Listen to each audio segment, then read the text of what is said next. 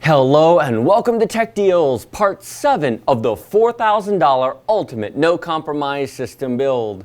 What is this video? Solid State Drive Performance Comparison. In the previous videos, all of which will be linked in the description below if you haven't seen them, please go check them out. We have part 1, which was parts review, part 2, which was the long vlog explaining the reasoning behind, for example, why we have 5 solid state drives in the system.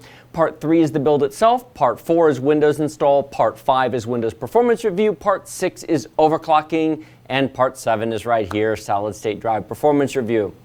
Now, I have got 5 solid state drives installed in this computer. Samsung 950 Pro 512 GB NVMe M2 SSD, Samsung 850 EVO 1 TB, a Crucial MX 300 750 gig, an ADATA SP550 Premier 960 gig drive, and a SanDisk Ultra 2 960 gig drive. All of these are excellent drives. Prices vary considerably based upon both capacity and performance. The 950 Pro is by all means the most expensive. One question I'm sure somebody's going to ask is, why a 950 Pro instead of a 960 Pro? That's right, in the next couple of weeks, the 960 Pro and the 960 EVO are both due to come out sometime in October from Samsung. I already had this. It is what it is. I do plan to pick up both a 960 Pro and a 960 EVO for comparison at some point in the future, but for the moment I have the 950 Pro, and so that's what we're looking at. Now, I have got all 5 drives tested with Crystal Disk Mark up here, and I went ahead and pre-run all the results, so rather than doing a lot of cuts and edits, I can simply have the results and talk about them.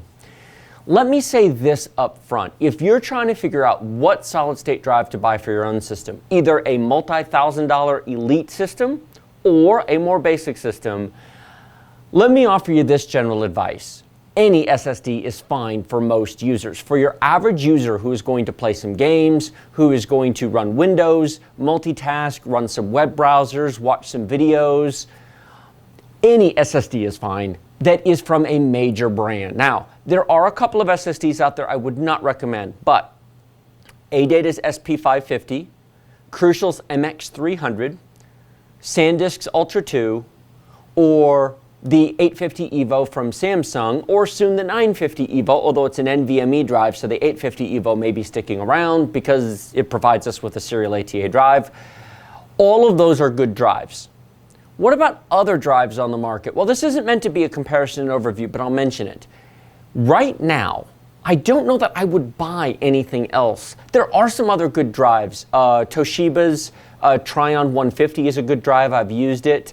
I wouldn't buy the SanDisk SSD Plus anymore. It's a little bit slow unless you find one for an incredible deal. The old BX200 from Crucial is a bit slow, and I wouldn't buy it at this point unless it was crazy cheap. PNY makes an excellent drive. In fact, I've covered it before. These are currently my go-to drives. Please note, in addition to owning these drives, all except the MX300 I've personally used in other machines, and I own most of the SSDs on the market. Between my office and my home, I've got more than 20 different computers, every one of which has an SSD in it, and I've got SSDs going all the way back to the original Intel X25 G2 160 gig drive and X25V value 40 gigabyte drive from 2010. I've been using SSDs a long time. I still have those 2 drives. Yes, they are slow compared to these modern drives, but they do work and they still beat hard drives in terms of performance. Now, on to the results. Enough talking.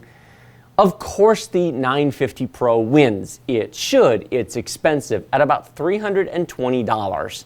For 512 gigs of space. It is double the price of the 850 EVO and triple the price per gigabyte of all the other drives. It's expensive, but it's fast. Are you impatient? Do you want to be able to run 10 different programs, or maybe you want a drive that has multiple virtual machines installed or is handling a lot of concurrent access? The 950 Pro is a great drive, don't get me wrong. Do I think the average person should buy one? No. Put your money into your graphics card, your CPU, some more memory, a nicer case. Most people aren't going to notice the 950 Pro speed in general Windows use. The read and write speeds look amazing, but sequential transfer is not what most people do with a computer. That's what everybody talks about and advertises, but it's not what people do with a computer. We have, and it's on the far top left, 2,583 megabytes per second sequential read speed with a 1,523 megabyte per second write speed. Now that's a queue depth of 32. If you take the queue depth down to 1, it drops a bit. The write's about the same, but the read speed is 2154. Still much faster than a standard 2.5-inch serial ATA drive. But let's compare it to the 850 EVO. That's by all means the closest comparison. Move right to the right here in the middle. The top two are that's the two Samsung drives. The 850 EVO 1 terabyte drive has got 555 megabyte per second sequential with 529 megabyte write speed. The sequential single queue depth instead of 32 queue depth is almost the same, slightly slower, about 30 megabytes per second slower. You'll never notice the difference. So in other words, that 850 EVO is an awesome drive. I've recommended it before. I've got 2 of them installed in 2 different machines. Besides this is my 3rd. Awesome drive, but expensive. 1 terabyte of storage, about $300. When I'm filming this video, prices will change in the future, but that's about $300. Compared to, say, the SanDisk Ultra 2 960 gig drive, which is about $215 as of the date I'm filming this video. Much better price, but it's fast. But let's look at something besides sequential transfer. I'm still staying on the top 2 drives right now. Random performance. Random performance is actually what you really use a drive for, unless you are watching a movie, playing music, or just copying files. Most of the time, it is random reads where it has to access lots of bits of data across the drive rather than one long sequential read and write. Now, there are 2 numbers to consider. It's the 2nd line and the 4th line that you want to look at. On the 950 Pro, we've got 691 megabytes per second read speed. I'm just going to focus on read right now. And that's at a queue depth of 32. But look what happens when we go to a queue depth of 1, 50 megabytes a second. Yeah, the 950 Pro goes from 2,500 megabytes per second in read speed sequential to 50 megabyte per second random read speed. That's not something the SSD drive companies advertise a whole lot, is it?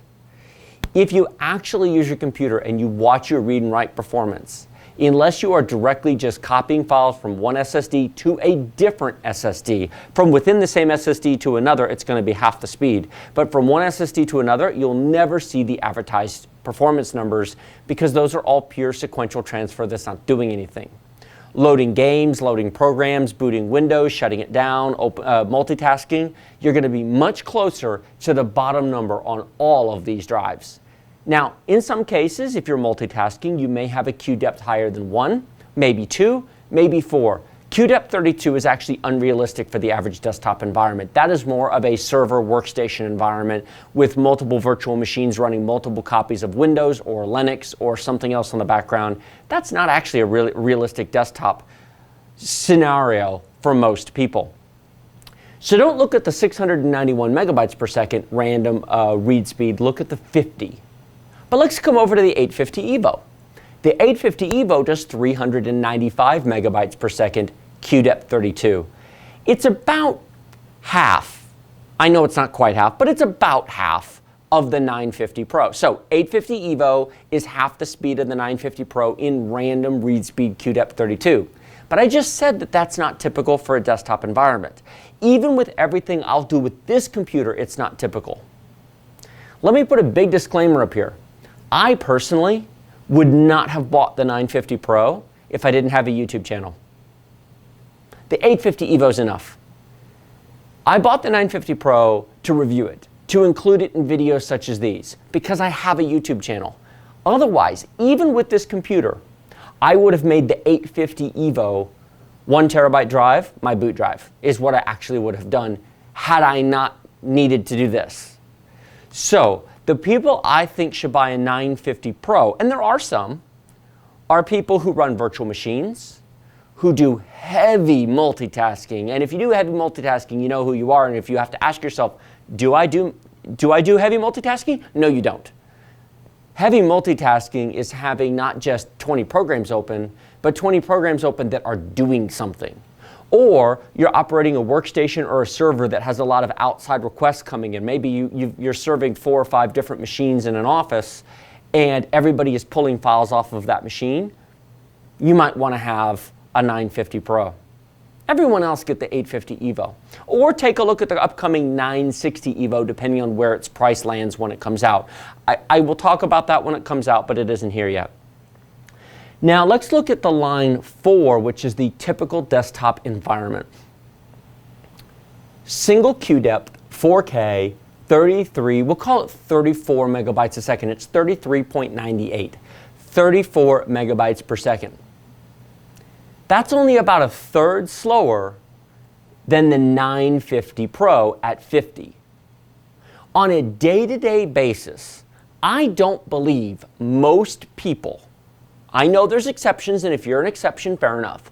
But when I say most, I mean 80+% of most computer users would never even notice the difference between a 950 Pro and an 850 EVO. If we did a blind test, if I put 2 machines here otherwise identical, put an 950 Pro in one of them and an 850 EVO in the other, set up Windows the same, didn't tell them what it was, and had them switch back and forth and just not test them, but run normal programs. Run your web browser, play some games, load programs, reboot the machines. I'll bet you most people couldn't tell the difference. A few might. Some who maybe have experience with it.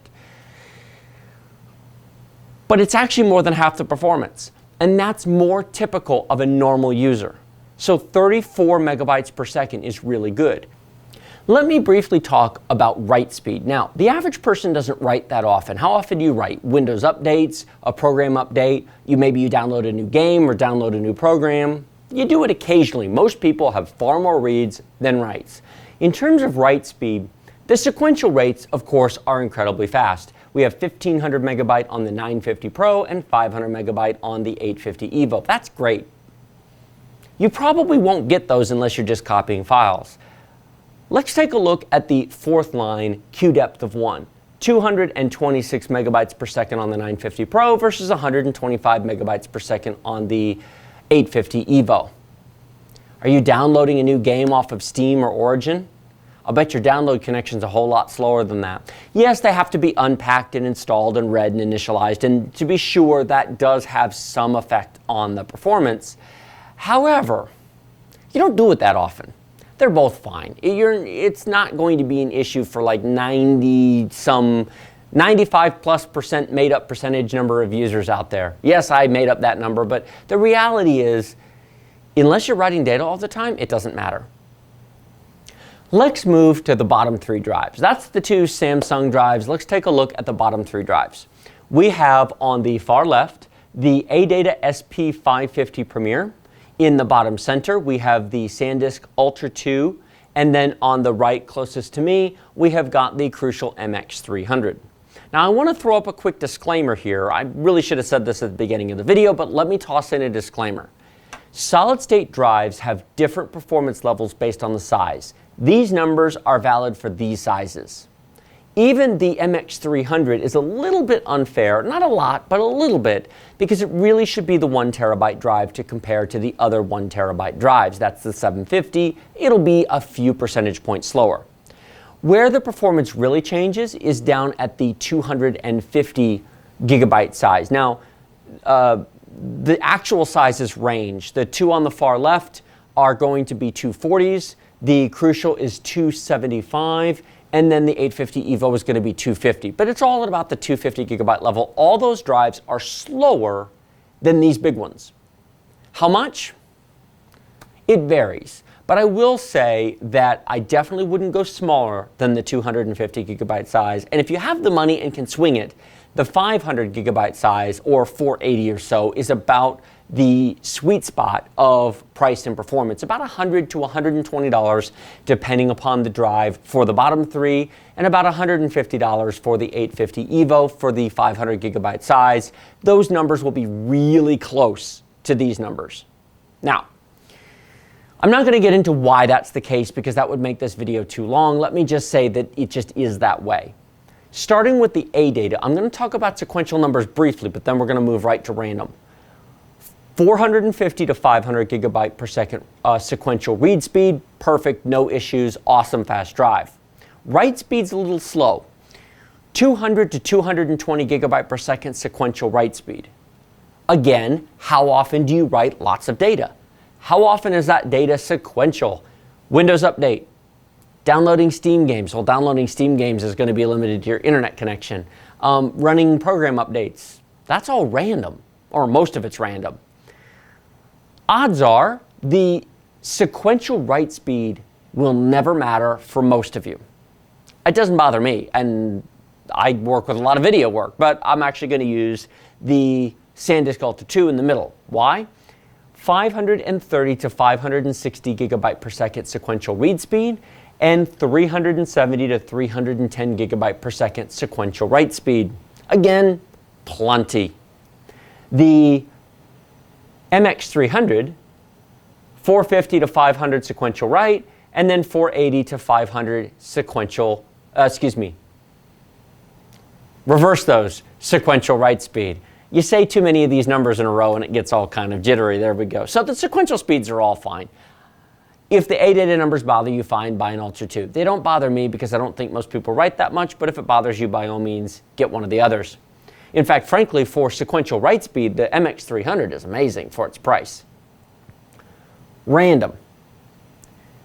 Random read, queue depth of 1, 24, 31, 25. So the ADATA SP550 is at 24.26. That is a third less than the 850 EVO. Will you notice that? Depends on what kind of computer user you are. I notice it when I do my type of work. I've got 2 computers with 850 EVOs installed on them, and I've got a dozen computers with other SSDs, including 2 of them with the SP550. I've got multiple SSDs and multiple machines.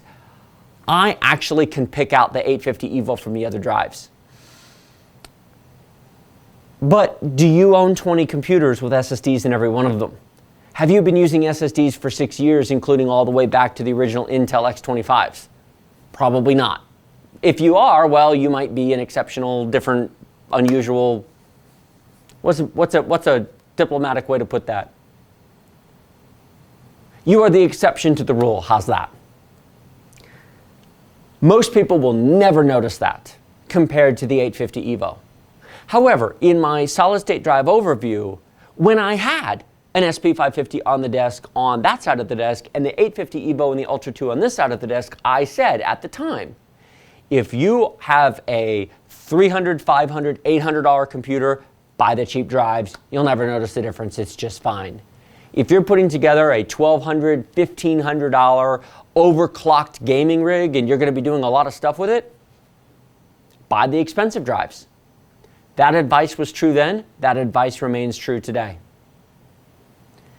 Look at the middle drive, the Ultra 2. When I did that original SSD comparison with the 4 drives on that side of the desk and the 3 drives on this side, the 3 drives on this side were the 850 EVO, the 950 Pro, both from Samsung, and the Ultra 2. 31, almost 32 megabytes per second in single queue depth sequential read speed. That's why. That is almost the performance of the 850 EVO. That's a good drive. As of the day I'm filming this, which is, I have to look at what day it is, it's September 5th. It was September 4th, but now it's September 5th. That drive is $215 on Amazon. Compare that price to $300-ish for the 850 EVO 1 terabyte. Now it's 4% smaller, 960 gigabytes is 4% less space than 1 terabyte.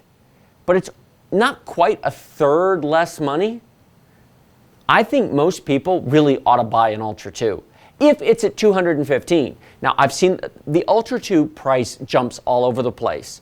2 weeks ago it was at $250. I wouldn't buy it for $250. At $250, I'd spend the $50 and get the 850 EVO personally. At $215, I'd buy the Ultra 2 all day long.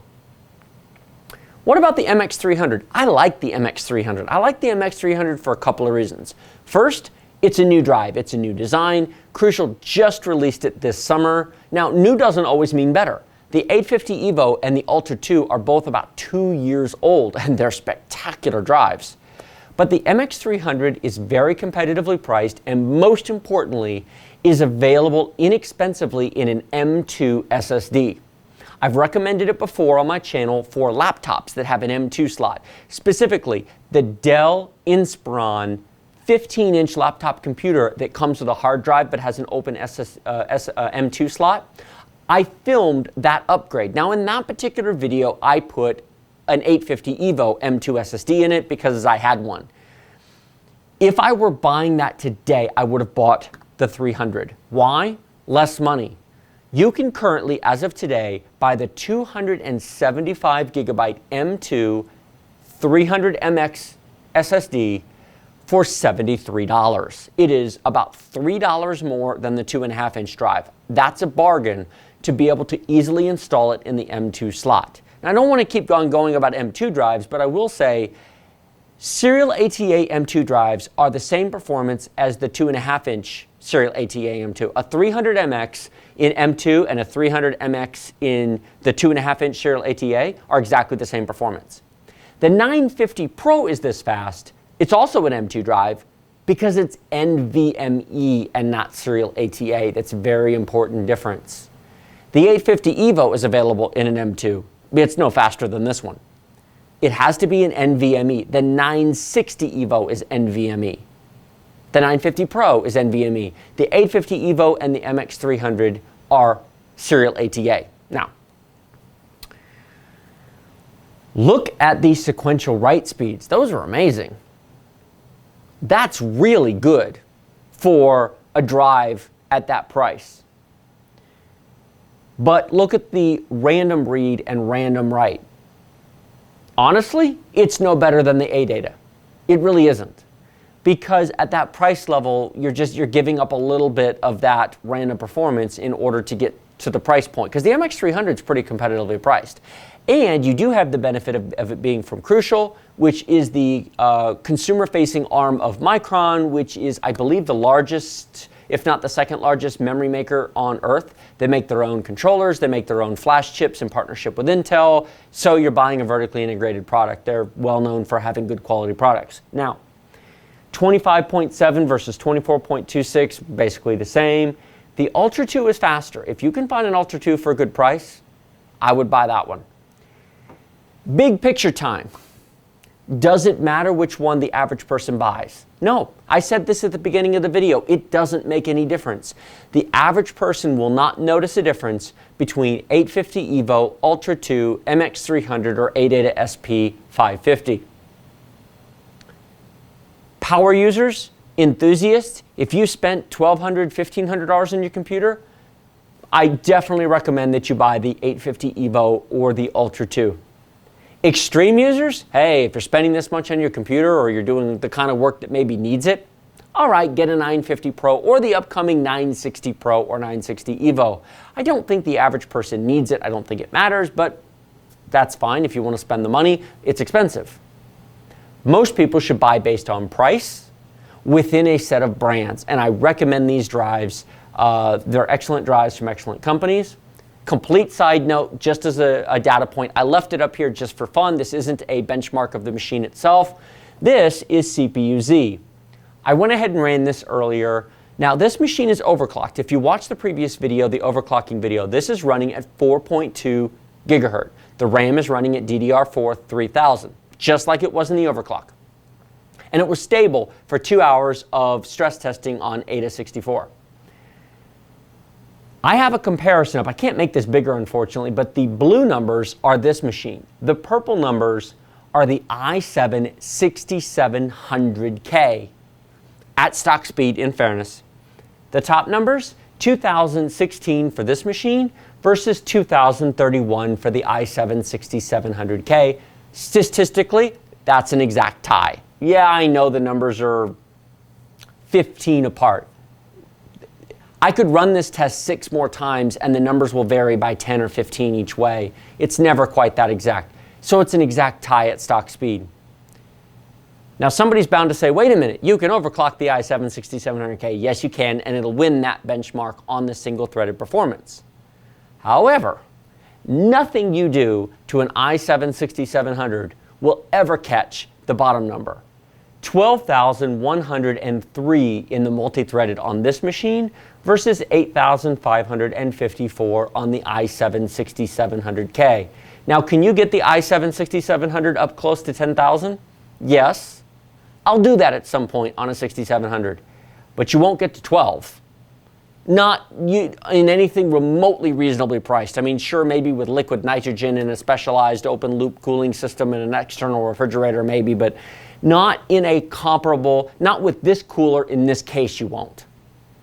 So for general applications, both machines are really similar in performance.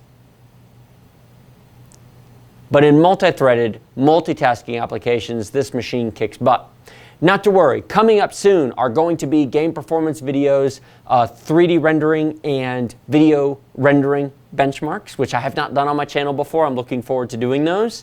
I am also going to be installing a second GTX 1080 and doing an SLI review and comparison on just a select few titles. I'll pick out a couple of titles and talk about that and show you that process.